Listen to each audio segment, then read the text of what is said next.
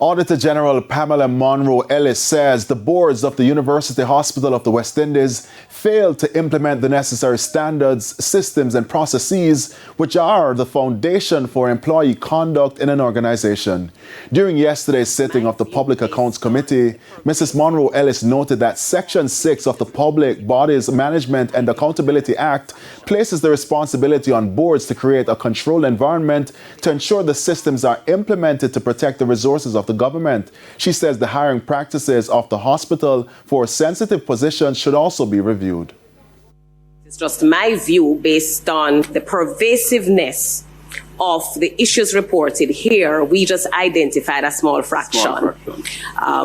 We have all the reasons to believe that this had been happening a long time ago, so much so that I believe that the members of the university hospital may have become desensitized on this and probably not even recognize that what was happening was not right, because some may have inherited, continued it.